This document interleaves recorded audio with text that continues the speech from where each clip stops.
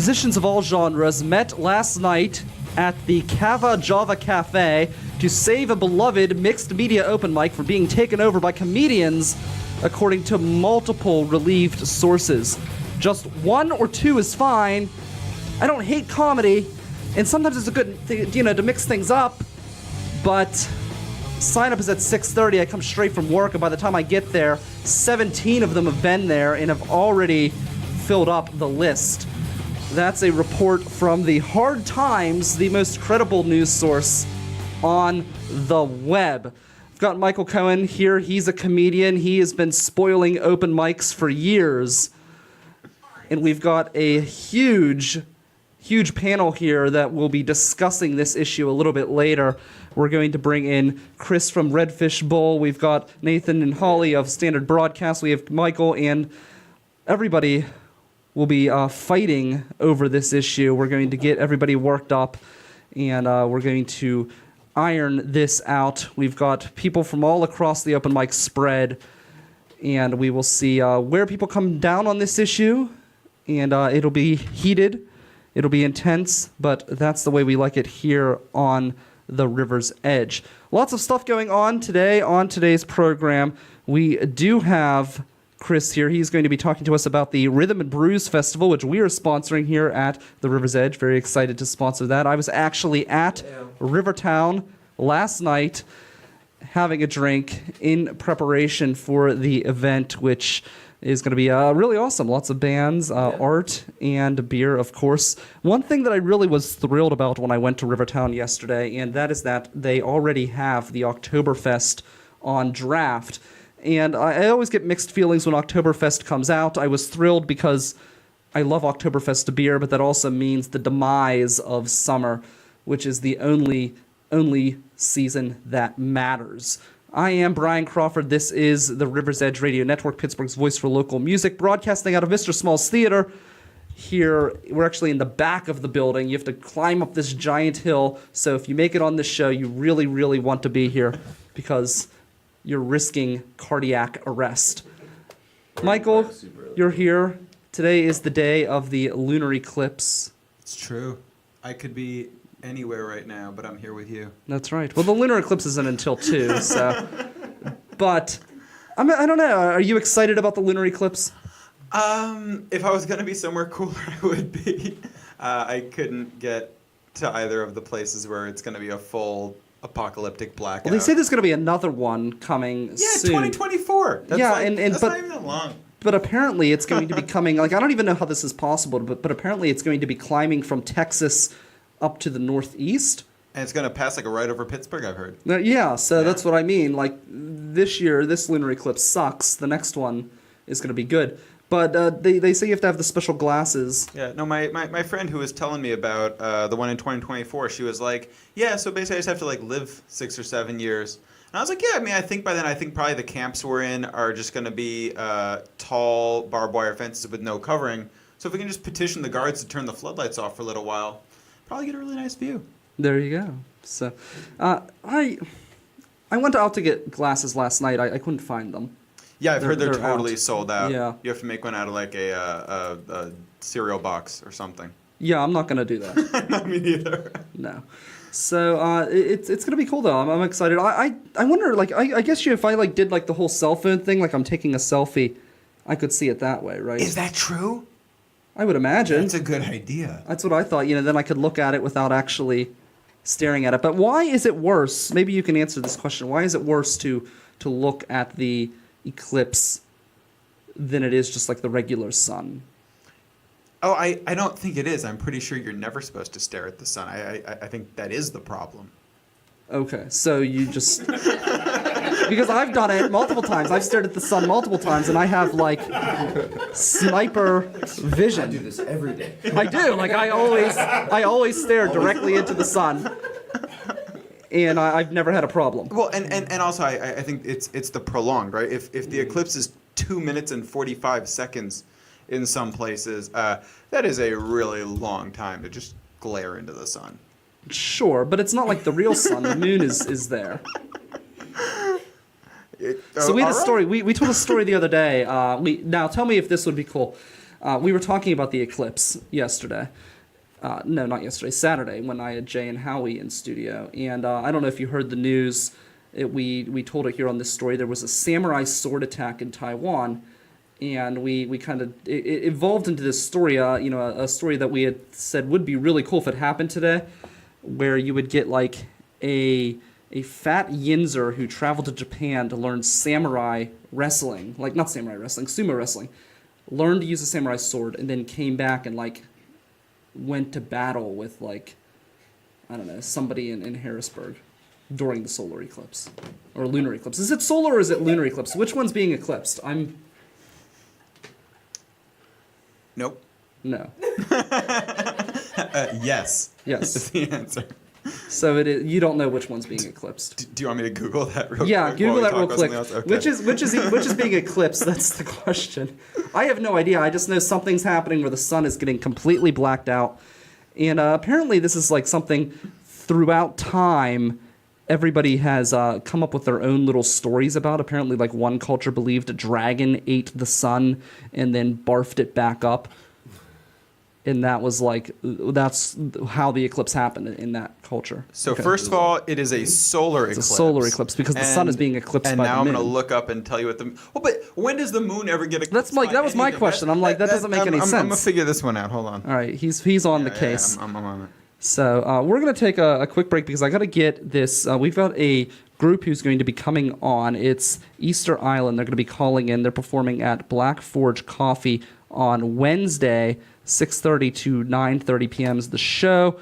And they called in. They wanted to have a little discussion about the upcoming show, and I figured it would be a good opportunity to kind of, I don't know, today's basically the plug day. We're just plugging everything in Pittsburgh. All right, so a lunar eclipse is an eclipse in which the moon appears darkened as it passes into Earth's shadow. I feel like that probably happens just like all the time, and we never even, like I wouldn't notice if that happened. Yeah, I don't know. So what is the, what's the solar eclipse then? Yeah, I don't know. I guess it kind of... A solar eclipse is where in the middle of the day... So wait, the moon blocks out the fucking sun. But a lunar eclipse is like at some point in the middle of the night, the moon's like kind of dark. It doesn't, yeah, it seems, because isn't like every day, like you see like the... doesn't it happen like once a month basically? Well, you got like the moon when it's got like, you know, like when it looks like a fingernail shaving, like you clipped your fingernails and it fell on the floor and like that's what the moon looks like. Brian's creation myth. Yeah, okay. God clipped his nails and then we had light. The moon. The moonlight, yes. I don't know. All right. Well, we've got Easter Island. They're coming on. We've got good stuff today. Again, we've got that big debate on the open mics because even though it was a Hard Times article, which is satire, it did bring up an interesting point because the one point that I'm going to bring up, and this is where I think we're going to see fists flying if you're watching the live video, is that you never see musicians performing at the comedy open mics. It's always the comedians who are invading the music open mics, and I think that is where we're going to lead this discussion as we continue to debate this serious topic here on the River's Edge. Only the most serious music talk here at riversedgepgh.com. We have Easter Island up next. All right, so luckily Keith, who's a huge fan of the River's Edge, gave us all the real information on the eclipses here on Facebook. So apparently it is a solar eclipse. But I think out of everything he said, the most important thing that he mentioned on his Facebook comments was, yes, Brian, I agree with you. In reference to the end of summer. So if we learned anything today, I was right. That is usually the lesson. Yes. So today, right now, we have from Georgia, we have Ryan from Easter Island. Ryan, how are you? I'm well. Thanks for having me. Definitely. You're from Georgia. You're making your way to Pittsburgh. Why did you come to Pittsburgh? Why Pittsburgh? Well, you know, we're on a three-week tour. We just had a great time last night playing at the Bowery Electric in New York City. So we're just making, a route of the East Coast. and we thought it would be great to play Pittsburgh. I have yet to visit Pittsburgh in my own music career, so I'm excited to come visit you guys. Yeah, it's cool. You guys are playing at Black Forge Coffee House, which is a really cool venue. Have you been there before? No, I haven't. Tell me a little bit about it. So it's actually it's a metal coffee house. It's on one of the hills in Pittsburgh that is close to Mount Washington, which is this beautiful overlook of the city. I would suggest taking a look when you come in. But it's a cool space. It's a coffee house that has turned itself into a music venue, and I would say it's probably as well known for the music as it is for the coffee. Awesome. So that sounds fantastic. Yeah, why did you guys choose to go to Black Forge? Was it something did you read up about them, or how did you find your way there? Was it just kind of a booking thing? It definitely made sense in our route, but when we were just doing research about venues in Pittsburgh, people just spoke really highly of it, and it seems to match up with the sort of the legacy that you mentioned. Well, tell me more about the band. Tell me about Easter Island. Yeah, so Easter Island, we're a 5-piece band, and we've been around for about 7 or 8 years now, actually.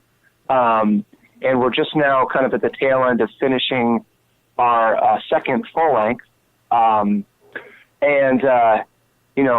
If you may know some of the history, about 3 years ago, we sort of took a little hiatus to each kind of like go our separate ways and just kind of work towards different things in our lives. But at the same time, Ethan and I, Ethan is sort of, he's the lead singer and kind of presenting a majority of the material. Him and I hit the shed and started working on material in the studio slowly over the past few years, and we're just now kind of getting back on the road after a long time. So it feels really good for us to be doing this again, and sharing all this new material with the world, and just kind of hitting the road. So sonically, as far as the sound goes, there's a lot of post-rock influence. Mm-hmm. We maybe garner comparisons to bands like Sigur Rós, Explosions in the Sky, bands like even like Dive and Slow Dive rather, and that kind of sums it up. Very cool. So it's going to be fun. So is there anyone else playing with you at the show? Tell me a little bit about the lineup. The lineup? Yeah. Yeah, totally. So it's a 5-piece. There's drums and bass, and they're kind of the muscle of the band. So it's an interesting dynamic because we have sort of these ambient interlocking guitars, but you put that over like keyboard pads and really muscular drums and bass. So it creates this kind of like bed of ambience over like over a pretty powerful sound. So it's sort of like loud and pretty at the same time. Mm-hmm. Very cool. So yeah, go ahead. Okay. Oh, you're good. So great. Now today is the day of the solar eclipse, as I have been educated in the early part of today's show. Are you preparing to do anything for the solar eclipse? Did you buy solar eclipse glasses? We are prepared to make a sacrifice to the gods. You're doing the sacrifice for the eclipse. You're going old school today. Oh yeah, totally. What are you sacrificing? We brought a goat with us. A goat, okay. It's in the trunk of the car. So super classic. Or are you going to ascend the mountain of Pittsburgh? And no, we'll actually be headed on our way to Fairfield, Connecticut today to play the Fairfield Theater. And actually, Connecticut is the land of my origin. So that'll be exciting because some old friends will be coming out. I I've lived in Athens now for about 10 years. I grew up around the New Haven, Connecticut area. So we will be in Connecticut for the eclipse. We're going to try to stop, wherever we are at the moment and try to capture it, and not go blind. Now, when you sacrifice the goat, are you going to take the blood of the goat and paint it above the doorway at the concert? That will ensure that our firstborn childs are safe. It also will ensure a good show, right? I mean, you're protecting the show. Do whatever you can for a good performance. We'll probably save a little bit of it as face paint, some of that blood. And sure. I think that'll make the show a little higher impact. Definitely. So, are you a coffee fan? A coffee drinker? I'll be totally honest. I'm like a Brit at heart because I'm more of a tea drinker. Okay. Very cool. I oddly enough, and this is going to sound blasphemous to all you coffee lovers out there, but I like the smell of coffee more than the taste of it. Well, I do like the smell of coffee. It is a nice smell. So, like, I spilled a cup of coffee in my car, and I haven't cleaned it up yet because I can go in and smell that coffee smell every time I go in. So I definitely get where you're coming from there. They should make more scented candles. Hold on. Go ahead. Oh, they should make more scented candles. Just coffee smell to me is really nostalgic. Yeah, it's great. Most of us wake up as a kid, and our parents, have the coffee going. So there's something really comforting about that. Well, my parents are like super addicted to caffeine, and they usually make about 2 or 3 pots in the evening, and then 2 or 3 pots in the morning. So I definitely get where you're coming from. That's too much coffee. That's blasphemous. So tell me, if you can, why should people come out to see you guys this Wednesday at Black Forge Coffee? Give a good plug for the show. People should come out to the show. So we're all. I should mention we're also traveling with our friends in Oak House. Nice. So it's a really great bill because the two bands are actually really different, and their sound is, I would describe it as like Radiohead meets Nirvana. Like if Radiohead was like a grunge act, it's really pretty fascinating. It's hard to sort of pin that down without actually hearing it, but we grew up playing music with these guys in the Athens music scene. I just keep watching them get better and better. They're just unbelievably powerful to watch live. So if you're into like kind of experimental music or grunge, like you're gonna like Oak House. If you're into like the kind of post-rock thing with like really beautiful melodies and harmonies, you're gonna love Easter Island. Also, on top of that, we're all really nice guys. We'll hang out with you. We'll drink some coffee with you. We'll probably have some weird adventures afterwards because we're all about being weird in the best way possible. We'll even share some of our goat with you. There we go. So you're saving you're like bringing some of the goat down. Win. Yeah, that's fantastic. All right, very cool. Well, I know it's definitely a great atmosphere for that. That's one of the nice things about Black Forge is because it is a smaller venue. There is a certain level of intimacy at that stage, so it'll be definitely a great time. Ryan, thank you so much. Go ahead. Yeah, we're all about those intimate shows, and this tour, like I said, is kind of a reboot for us, and it's really great just getting to know people, on an individual level and kind of building those relationships on the road. And I always look forward to that because we come back out and we visit cities like Pittsburgh, and then, it's like we get to see our friends again. And it's like, it's like kind of like this part of this larger fabric or story where, every city we get to see people that we're friends with. So that's why we do it. Very cool. Well, Ryan, thank you very much. Hope to see you there. That is going to be at Black Forge Coffee House, and definitely it's going to be a good time. So what time should people show up? Well, great. Yeah, we're looking forward to it, and thanks so much for having me on the show. No problem. That is Ryan. He's going to be, again, this Wednesday. It's going to be at Black Forge Coffee House at 6 o'clock. Thanks so much, Ryan. I look forward to seeing you then, and best of luck to you, and do not burn your eyes out. No, we're going to be safe. Appreciate it. Yep. We've got your weird news right now.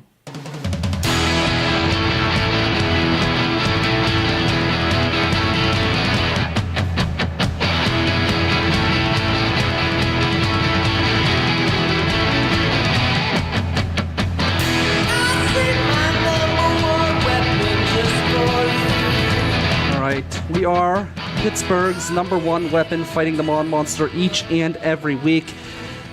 Michael Cohen and I with 3 weird stories. Not 1, not 2, but 3 weird stories to keep the Mon Monster at bay, saving the city of Pittsburgh each and every week. And this week we're going into a somewhat of a sci-fi type of weird story run to keep in the spirit of the solar eclipse. And story number 1, apparently, well, Yellowstone National Park, there's a giant volcano there. And at some point, it could destroy the park. It could erupt. It could be a disaster. So scientists are trying to stop that, specifically NASA. I was there scientists. 3 years ago, and yeah, they were having sinkhole problems, and there were whole parts of the park that were like off limits. Oh, really? It was wild, yeah. Wow, that's crazy. Because I feel like that would be extremely disappointing if you go there for a family visit. Oh, I mean, there were lots of parts that were not off limits. We got to see a ton of bison crossing the road and being wackos and a grizzly bear and such. Yeah. Well, it may all be gone one day if NASA's not able to solve the problem. And NASA, their solution is they are planning on stealing the heat from the volcano. And that is their plan. What are they going to do with it, you know? Probably, I don't know. Maybe they should turn it into energy. That would be my suggestion. But I guess it's a super volcano. It's not just a volcano. It's a super volcano. And I guess the heat has been building up for thousands of years. Well, if there was ever a part of the country that deserved to be wiped off the face of the planet after the South, that part of the North is definitely it. I like the South. It's warm down there. We were just talking about the end of summer and how awful the winter is, and you want to take away the one place where we could escape it all. I know. I lived down there for 8 years. Don't get me wrong. There are things about the South that I love. Like the climate. Yes. Yes, which actually is much, much, much better. Yeah, no, North Carolina was fantastic. We didn't have winter. Yeah, which would be wonderful. It would snow once, and then it would melt, and I could go back to riding my bike all year round. If I never saw another snowflake again, I would be thrilled. Yes. So, you've got a weird news story. Yeah, so this could have just as easily gone in your Why the World is Ending section, except that section is already full to the top every day. So we're going to file it under Weird News. And here's going to be the weird news about this. I agree with Elon Musk on something, right? Okay. Normally I'm like, what kind of a pervert tries to invent neural lace that like integrates someone's cell phone into the actual tissue of their brain, right? Normally I'm like, what kind of a sick fuck wants to commercialize going to the moon, or even really wants to go to the moon? Like we have enough problems here, right? But today I opened up my Facebook and Elon Musk leads 116 experts calling for outright ban on killer robots. And basically, we're not a decade, we're way less than a decade away from having autonomous drones that make their own decisions about who lives and dies. Well, that's a very, very good point, because I know, like, right now we are already using drones. There are drones that we're controlling, but drones overseas in places like Afghanistan. Oh, yeah. So. Well, and the whole concept of AI ethics is an interesting one. I mean, they're kind of having this issue even with the autonomous Ubers, right? Where let's say that you need to choose between protecting your passenger or an individual outside the car. Yeah. What do you do? Or two people outside the car, right? Like, which one do you swerve and hit, and then who's responsible for that? But basically, the problem with the AI robot weapons is that they could trigger World War III in like milliseconds, right? Because they react so quickly.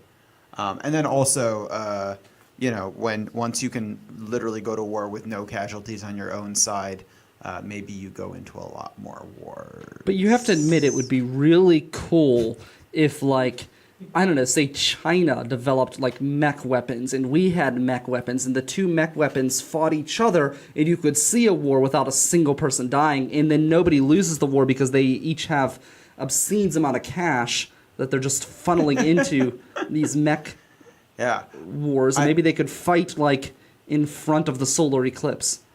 So I just want to see somebody fight in front of the solar eclipse.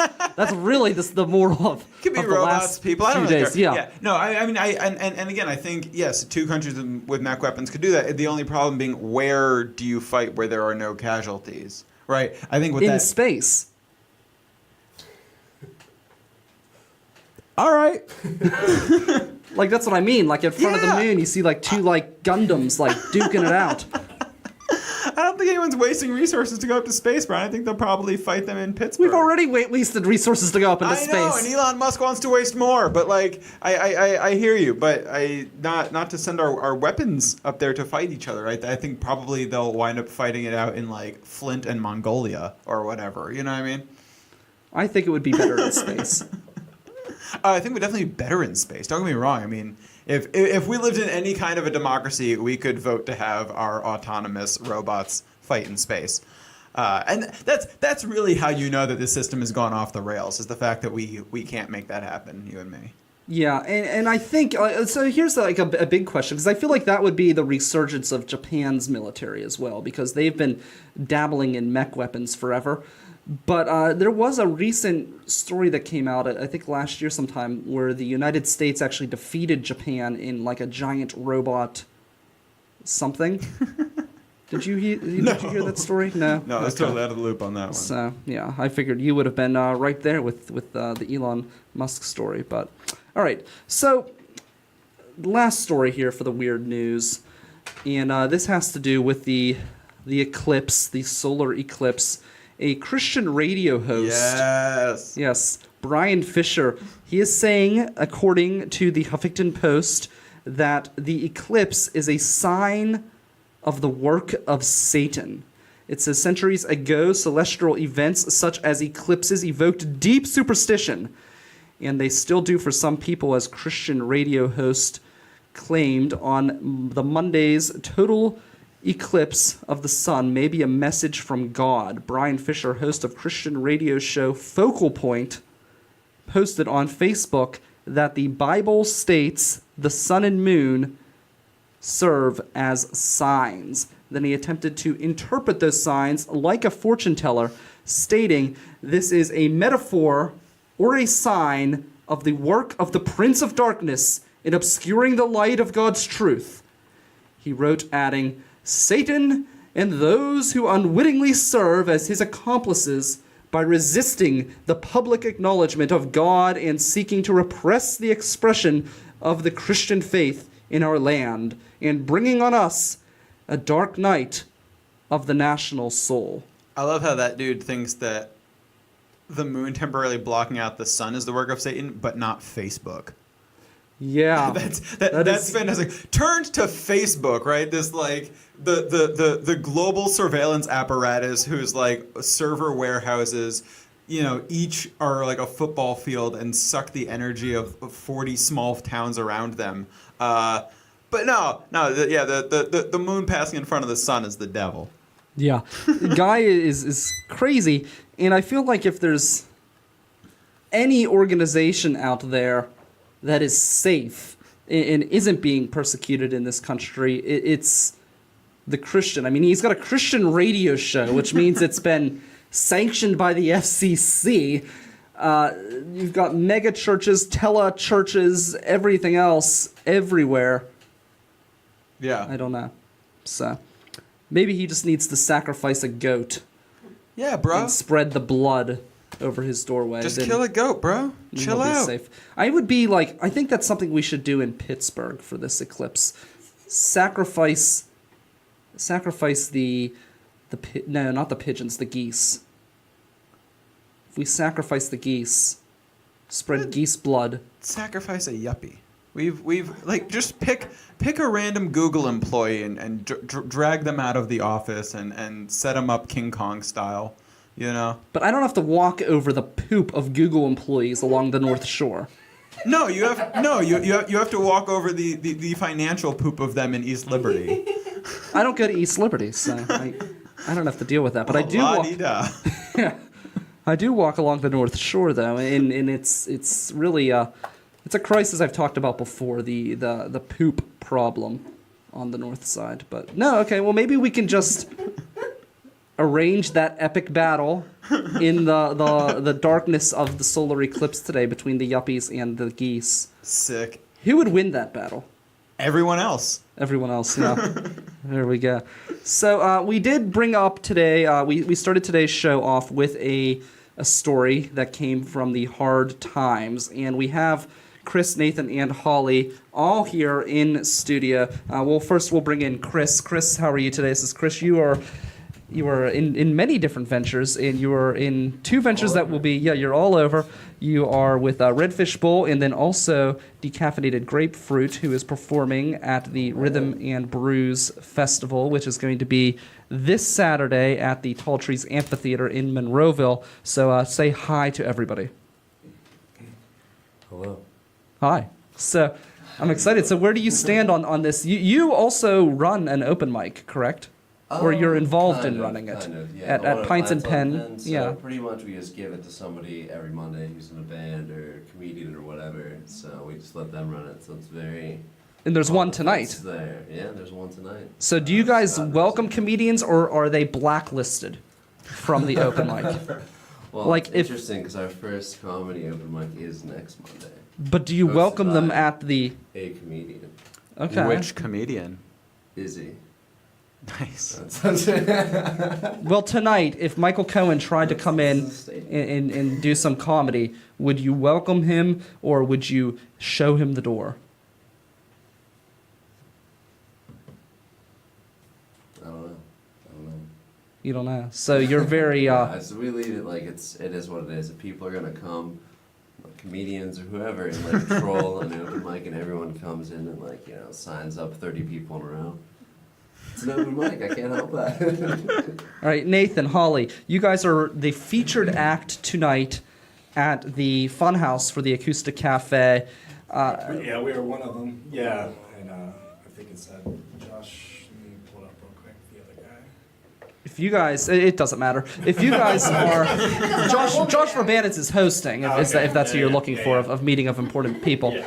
But so today, you're the featured act. You get on stage, or no, you try to get on stage. You show up at the Funhouse, and Jesse Prentice goes down and hangs a sign at the door that says "Musicians not welcome" because the place has been overrun by comics. What would you say? What would you do? How would you feel? There would just be fist fighting immediately. Yeah, just fists flying everywhere. So you would be angry. You would be in a rage. Yeah, enraged. So tonight, how dare they? yeah. So tonight's the solar eclipse, and it messes with people's minds. Do you think it would have any kind of effect on your aggression towards the comedians that are coming to take over the open mic? Now I'm kind of hoping so. We'll see. You want people to rage. A giant Just want people to brawl. rage. No, it's gonna be a great time tonight. I'm really excited. So the question is that I want to pose to all three of you, and we're going to gang up on Michael here. Why is it that you are not welcome at the comedy open mics? That's one of the most valid questions I've ever heard. Just start showing up with bongos and toy pianos and. That's why. you people don't know boundaries. You have no conception of what is and is not appropriate in a scenario, and that's coming from a comedian. So that's dark. You guys are instigators and just want fights. I'm trying to push you guys. All right. So Mr. Smalls is an example, right, where there's actually a very limited number of comic slots. They're actually not even comic slots. They're technically spoken word slots. Right, like you can get the. So you barge in when you're not even welcome. It's for spoken word poets, and here you are as a comedian thinking you can just take their spot. Definitely spoken word poets. I can take the fuck out of their spot. I roll in there at 5:55, 5 minutes before the list opens, because there is one spot at 7:40, and the next one is at 9 something, and I snatch that 7:40 spot anytime I can. Absolutely no apologies. Pints on Pen is a little less formal. I think Pints on Pen's funny because I used to always go back when you could get Joey Marchi from the Five and Dime at Hambones to sign you up via text. I would go to Mr. Smalls and then run over to Pints on Pen, be like third on the list there, and then head over to Five and Dime. But you can't do that at Hambones anymore. So, and then when I found out that everyone else was just doing the Hambones one and then flooding over to Pint. So if it seems like everyone shows up all at once, it's because that's when the other mic ends, and a posse of us just walk over and all sign up and it's funny because the list is almost always over and everyone's like packing up and like getting ready to go home. Like, well, good mic tonight, guys. And like 10 of us roll in and like, yo, let me get 5. Except. Well, that is the thing about the comedians, that they actually do mention The in this recent hard development as well. but that's something that they mentioned in this Hard Times piece. The mobbing. The comedians do go from place to place where the musicians are more likely to stay and hang out.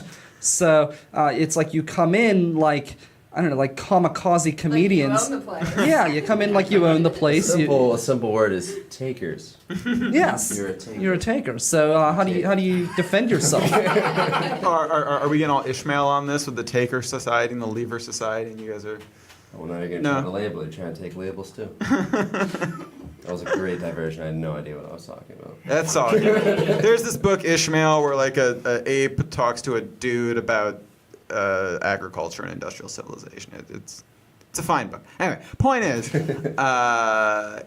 true. Well, it's tough. All right, so the comic open mics, the thing about them and why I love the music mics and actually do them more often than the comic mics these days is because the comic mics oftentimes give you like 3 to 5 minutes. Oh wow, that's it. Yeah, whereas you can roll and you wait like 30 comics, right? Whereas I can go to a music mic and you guys don't have your guard up quite as much, and you will oftentimes give me 10 minutes, and I can pop up. And a lot of my stuff in particular is story formatted, and so a lot of times when I'm working on new stuff, I actually can't do it at comedy open mics. Even though I ultimately perform it at comedy shows, it's like an 8-minute story or whatever. But yeah, no, it's bad. Comics swarm everything. We're total fucking parasites. But parasites need to eat too, is the thing, right? Tapeworms need nutrition to live. And so the Five and Dime used to be a mixed improv and stand-up mic, and many of us daywalkers who do both watched in horror as it became totally overran with stand-ups. And now we're coming for Pints on Pen. Yeah. Do you think it was a retaliation from everyone coming to the comedy one? Oh no, retaliation? No, I mean stand-ups overran. What would you do in a retaliation scenario? I mean, so here's the thing. You guys have the ultimate revenge. You don't bust it out often here in Pittsburgh, but I see it in New York and other cities, and it's called musical comedy. And it's fucked up and it's unjustifiable, and it oftentimes comes with a ukulele and a really cute Manic Pixie Dream Girl or some hippie looking dude in an acoustic guitar, and it's an act of aggression. And if you're really lucky, Jeff Dunham, right? Is that how that works? I'll just show up. There is a piano on the Hambone stage. There is. There definitely is. One could Can we cut subject to that now? one could subject a crowd at Hambones to that. So I do want to transition away from this argument for a minute because just because of time and things, because we want to make sure everybody gets to plug their shows. So Nathan and Holly, you guys are performing tonight at the Acoustic Cafe, but really you're super excited about this coming Saturday when you're performing at the Mr. Smalls Theater, the main theater, which we are kind of like across from here at the studio, across the courtyard from. So you got a big show with that coming up, and really some great acts here. I'm seeing you've got the Vix there on our network, Soul Alliance, the Anxious Hearts, the Bleepy Things. Tell me about this show, and tell me how this came to be. How did you guys get to perform at the main stage? Because I know this is a big deal for you guys. Yeah, this is, we've been around for like 2.5 years or so playing out, and this is to date like the absolute biggest show. For a local band to headline the main stage at Smalls, I mean, there really isn't a bigger venue. I mean, it's Stage AE or, something like that, but we're super pumped for that. And all 4 bands that you mentioned, I mean, we would be happy to support any one of those bands. So when you come out, this is an all ages show, which we typically play like 21 plus. So this is going to be a really great opportunity for a lot of people to come check us out that are younger that haven't been able to get into the show. So, but we're just, I know we feel really blessed to be playing with these other 4 bands on stage because could easily be opening for any of those guys. So, but how it came about was Kate Selowitz of Wake Up on Fire Productions got us hooked up with this and Opus One. So they invited us on back. I think it was like in May. So this has been in the works for a while. So Now, how did that come to be? Were they just checking out local bands to try to fill spots? I've known Kate for a while through Johnny St. Lethal, who was in the band The Show, and he's been a really good guy, very supportive of our music over the last couple of years. So same with Kate. We've done a couple other shows with her. So yeah, just really positive force in the local music scene as far as promoting and bringing up some bands like ourselves. So. Holly, you excited to perform? Very excited, yes. So, have you ever been on stage at the main stage before? No, I haven't, and I'm super stoked. I have a couple friends that have performed on the stage, and they said it's amazing. The sound's amazing, and I don't know, like you can't get any better than Mr. Smalls, right? I know. Yeah, we were lucky enough to play like the Funhouse stage after Jukebox the Ghost, with their after party thing. That was a lot of fun. So that was our other experience at Smalls, compound. But tonight, come find us like at the Acoustic Cafe because we're gonna be giving away like 10 like prize packs. Nice. Every our tickets are $15, so come find us. And if you buy a ticket, you get a free T-shirt, a CD, and a download card. So It's funny that you mentioned Jukebox the Ghost because that was actually the first band that I had an interview with here on the River's Edge. It was in I believe the very first episode of my show. Oh, no way. So yeah, it's kind of those guys are phenomenal. interesting Really tie-in. Yeah.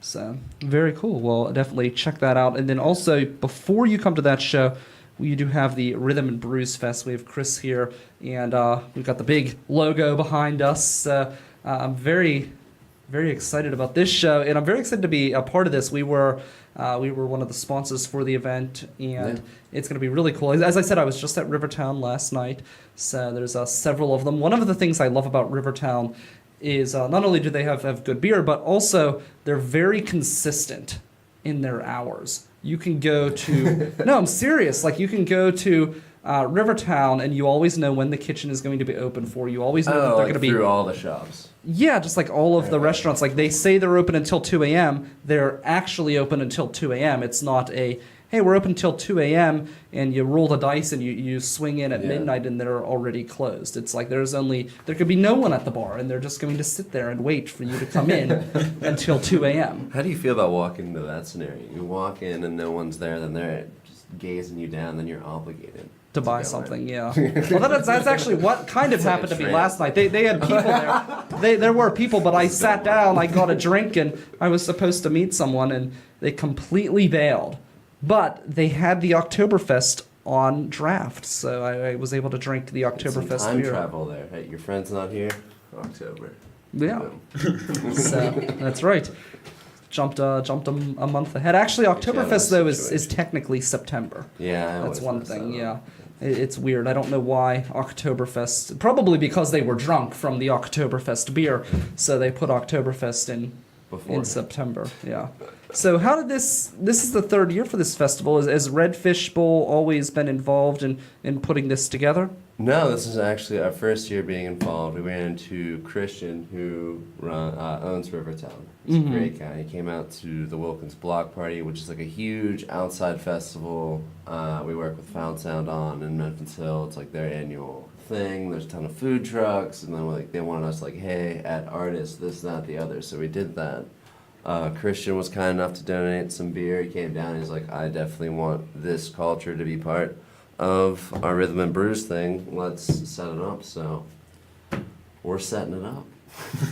So what's different about this year with you guys getting involved? Is it a matter of you bringing a lot of artists there? Because I know that's one thing that Red Fishbowl really does. I mean, they do well with music as well, but that's something that's kind of unique about you guys is that you bring the art and music together. Absolutely. That's the unique struggle in a sense, because every time we try to make something new, you know what I mean? If you do too much at once, it's like, well, shit, what can I do next? That's different. All right, let's add a contortionist. Let's add aerial silks. Let's do this, that, the other, which we ended up doing. That's awesome. So looking at this huge, like, 40, 20-foot swing with, like, people from silks, children falling. You know, in the eclipse. They won't see it. It's Yeah, they'll be blind anyways. Right, back to death, right into it. Death from the Sun, then, that's like some Icarus stuff. But there's going to be a lot of great stuff. Giant cornhole is what I'm most excited for, and I definitely give them full credit for that. And like cornhole with body-sized beanbags, you have to throw. Whoa, that's so cool. I was thinking it was just like a really like big hole, and I'm thinking, well, that makes it easier. Like, what the hell? Oh wow, this is fun. Everyone can win, all ages. Yeah. Right? Everyone gets a trophy. Just to watch really drunk people do that and trying to throw, a huge beanbag and eventually Well, I'm glad fall that over or get hurt. That's what we're here. I'm glad that you're taking cornhole in the right direction because no, I'm serious because at one point I was interested in joining a cornhole league, and there was a bar out where I grew up in North Huntingdon that had a cornhole league. That makes sense. Well, I saw the flyers and I thought, man, this is fantastic. What a great idea. Yeah. Well, one day I was drinking at this bar, and this bar had like this giant banquet area that was only used on Sunday mornings. So For cornhole. no, well, they use it for cornhole for the league when it's not Sunday. Yeah. So I was there one day, and they were there doing their cornholing, and they were so serious. Like, so serious. It was like when you see a bowling league and people get pissed off, and they're, like, way into it. And I'm thinking to myself, this game was literally made for people to get drunk and throw beanbags like kids. Like, why are you this into it? I mean, think about beer pong. That's the same thing. We have sized beer pong. So too. I was glad. It's a very aggressive game at the thing. Yeah, like huge. We once went to a Jimmy Buffett concert, and we played a beer pong on the back of a truck. Like it had the tarp on it, and so that's the way to do Very it. Buffett. Yeah. So. But that's exactly your point of taking something that's invented to be non-aggressive, but then take it and make it insanely aggressive. Like, Yeah, I it think beer sucks. pong's a great example of competition where it's like, oh, well, you put the little plastic ball in my cup and that's it. And it's like, who literally cares? fights have been started over that. Over beer pong, yeah. Which is ridiculous. So who do you have at the event? Tell me about the There's event. a ton of great bands that we went Yes. right into hardcore cornholing right there. Interesting direction. But Beauty Slap, Grand Piano, Andrew Costello, the Cool Miners, the Hills and the Rivers, and then Rivertown had their like suburban, local favorites out there. Nacho Blues, Trace Lads, Walking Rosie, and then Broctopus and my band Decaffeinated Grapefruit. The main reason I kind of put us on there is because we grew up out there, so I think we can pull a solid crowd. You grew up out in Monroeville, Like or Marysville, went to Franklin Okay. Regional, which is, Monroeville, Murraysville. Yeah, That's completely inaccurate. Delmont, Export, Murraysville. It's right next to in rivals with Monroeville. Yeah, I grew up in the North Huntingdon area, so I'm on that side of the tunnel as well. So are we automatically enemies here? Didn't know it until right now? Or Where did you go again? You went to Franklin Regional. No. If you went, well, I mean, not with me. I was in the band. I don't know about the football rivalries. When we went to the football games, we really didn't pay attention at all to what was going on. So In fact, most of us considered it a waste of time to be there. So But you're the band, so you had to be there to root for what you think. we did not root for the football team. Yeah, actually, it was so great when I was in high school. My freshman year, we used to sit in the end zone. They had bleachers set up, Right. not bleachers, but chairs set out in the end zone. And then they moved us into the stands later. But when we were in the end zone my freshman year, the relationship kind of got better between the band and the football team as time went on. But we would sit there, Cool. and the football team would come prancing onto the field, and the band would be sitting there in the end zone screaming, "You suck!" and just like completely jeering the football team and just ripping into them as they made their way onto the field. And there would always be this one girl who would be dating a football player in the band, Yeah. and she would scream, "They're not that bad!" Yeah, you couldn't even say that they were good. You could only say that they weren't that bad. Is they were awful. I mean, in 4 years, no, they were really terrible. They hadn't. I know when I was there. Language definitely represents that. Oh, yeah. We are acknowledging they're bad, but they're like kind of okay. No, they weren't kind of okay. They lost. They lost the Loser Bowl 4 years in a row. Yeah. And if you know anything about Whippeal, the Loser Bowl was basically the teams that weren't good enough to make the playoffs. They pit them against each other for one last game. So it's like who's the biggest loser. And That's Norwin, brutal to do to high school students, actually. they deserved it. And Norwin. He's like emasculating them. He's like, and these little pansies just sally onto the field No, in their tights. They lost the lose. Well, yeah, they would come on dancing. Loser Bowl. They would come onto the field dancing, holding hands, and then they would try to say like disparaging things about us in the band. It's like we were badasses. We won, we won national championships. Loser Bowl. We played the Loser Bowl. Well, no, we went to play competitions, and we would, we were known. Norwin's still known around the world or at least around the nation. That's awesome. They're the only band to win regionals in 6 different decades. The only band in the Shit. country. So yeah, they're known around the nation. Whereas the football team lost the Loser Bowl 6 years in a row. And when I was there, I graduated in 2005, and at that point, the last time they had made the playoffs was in the 80s. I was born in 1986, so it was like 18 years at that point since they had been in the playoffs. Yet in that time, the Norwin band had won the national championships and everything else. So we were a lot better than they were at our particular craft. But yeah, no, we hated going there. It was awful. It was a waste of time. This is actually more humane than I thought, because at first I thought you were talking about them being bad as people and not at their sport and craft. So this is kind of Yeah, no, I mean, I don't really know how they were a lot as of death. people. You know, Yeah. coming back to that, right? Comedy, circles, death, sun. Giant cornhole aggression. Right. Yes. Yeah. Man, can you imagine if people Almost like? every recreational game becomes super aggressive. Well, what if big hole cornhole becomes aggressive? I could just see like these giant beanbags, people just whipping them at one another. Titans. Yeah. So no, but I this would Saturday, like to watch that. That'd be, this is a lot of things for me to do. So if I'm sitting on one side and watching that happen, I'm gonna let it happen. there we go. So there you go. You might get more than just music, beer. Yeah, if you're coming and looking for games. trouble, you know where to find it. Primary authority figure, and I quote, I would just let that happen. But that will be On the cornhole fields. this Saturday, the 26th, from 11 a.m. until 9 p.m. at the Tall Trees Amphitheater. So Yeah. that will be a lot of fun as well. So we do have the Why the World is Coming to an End. I'm not going to play the music because we're just going to go right into it. I don't feel like waiting. So basically, as you know, statues are being torn down throughout the South of Confederate generals and Confederate people, all sorts of statues that are coming down, and there's been lots of debating on Facebook. A lot of people who have, never read a book that are now political analysts and Civil War experts who are spouting their knowledge across Facebook.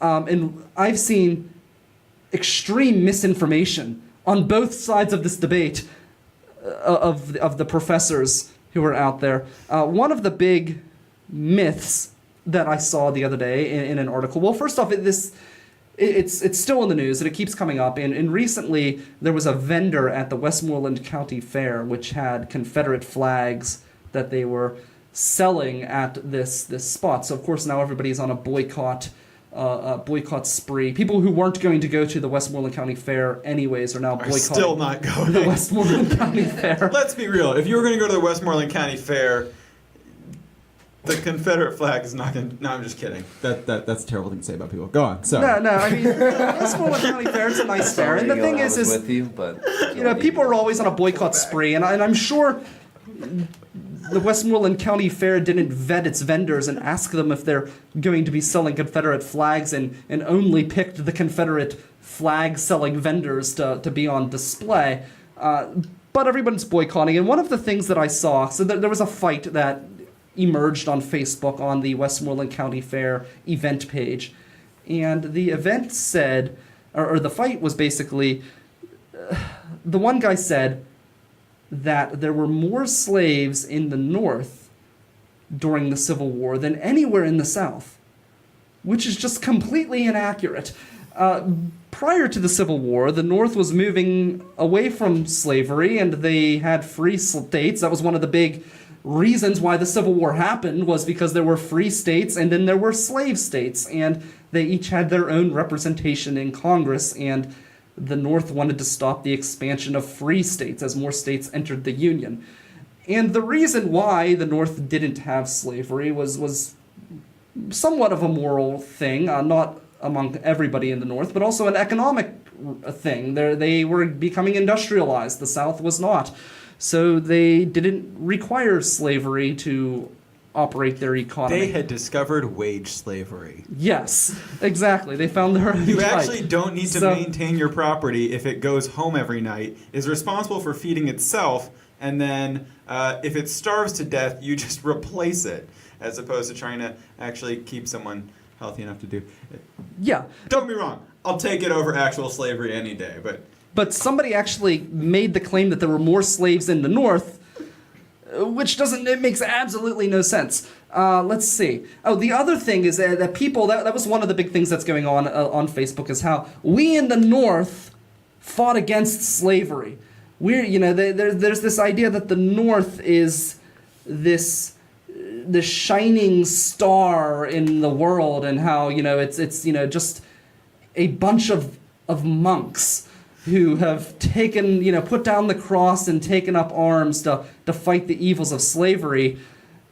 And that's not really true either. If you look at the history of the Civil War, there were many people from the South that came and fought in the North. There were people from the North that made the trip down to the South to fight for the Confederacy.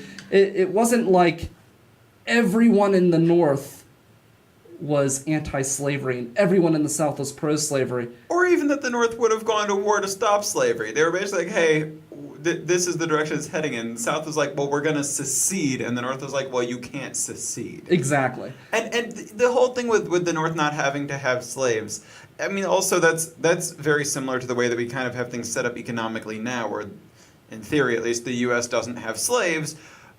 But much like us, the North got most of its production, right, and raw materials done in places that did have slaves, right? So the North isn't looking to buy fair trade cotton, right? The North wants its cheap cotton, and it doesn't really care how it happens. Exactly. So let's not pretend like the North was just, a bunch of Mother Teresas who have decided to stand up for slavery, Yeah, but definitely the flip side being that people are like, the Confederate isn't about slavery. It's like, no, literally look at any piece of propaganda that came out of the South right before the Civil War, and all of it is like the North is stealing our human property. Like, and on the flip side, of it is around Robert E. slavery. Lee. There's been so much misinformation coming out about Robert E. Lee as well. A damn thing about that. So one thing, and I will say this happened on my network, and this was just a misunderstanding, but Robert E. Lee was promoted to the presidency of the president of the Confederacy, which They're going to say the he was presidency of not. the radio station. You have it on your network. No, he's not taking my spot. But, no, Robert E. Lee, okay, well, first off, he didn't lead the Confederacy. He was a general in the Confederacy. He was the general of the Army of Northern Virginia and then became the overall general for the Confederacy. But there's so much misinformation about him as well. Okay, so Robert E. Lee, it's basically what everyone's portraying him as now is this big slave-owning hater, when actually Robert E. Lee was, this is where, now this isn't to defend him because there's no defense of him siding with the Confederacy, but he actually opposed, in many ways, opposed slavery, opposed secession, but he was like a super states' rights guy and went to fight for Virginia anyways. And actually Abraham Lincoln, had asked Robert E. Lee to head up the Northern Army, and he refused and went to fight for the Confederacy. And that's not to defend his decision. They should still tear down his statue. But there's just so much wrong information out there. And I guess that's why the world's coming to an end. Nobody knows the history at all. Yeah, well, and again, I think it's one of these actions speak louder than words thing. He's like, I'm against slavery. I don't like it. Also, I'm going to lead the army in defense of it. It's like, maybe there's not really good and bad people. There's just good and bad things that we do, and we're defined by those things. So Sure, but you also have to understand the time frame. And again, this isn't to defend him, because I agree with you. But at that time, people viewed their state almost, that's where their loyalty lied, was with their state. It wasn't to a federal government. So Right. To him, the North invading Virginia, it would be like Canada invading the United States.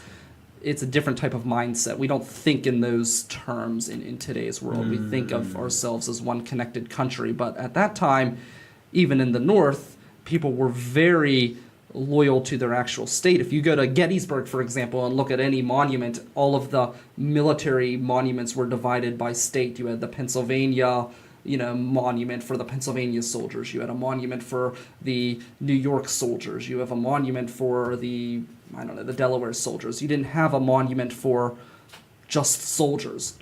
However, they did come up with one that was designed during the Civil War, and it's interesting. It's the largest monument to the military in the country, and it was the Soldiers and Sailors in Oakland. Huh. So they did eventually come up with just one monument. But yeah, it was just a different time. So I just think there's a lot of misinformation, and I don't know, maybe somebody could Wikipedia the Civil War before they they go on Facebook. Start popping off at the mouth, yeah. So that's why I think the world's going to come to an end. So we already talked with you guys, with Nathan, Holly, and Chris, about what you guys have coming up this week. But Michael, do you have anything coming up yourself? Not a damn thing. I'm taking a little time off. I'm going to try to get this podcast thing recorded. All right, very cool. So you have something to look forward to here on The River's Edge. Today is Monday. We've got Mike Sasson tomorrow morning, 10 a.m. We've got local music up next here on Pittsburgh's Voice for Local Music, The River's Edge. Thank you guys for coming in. Thank you for having us. Appreciate it.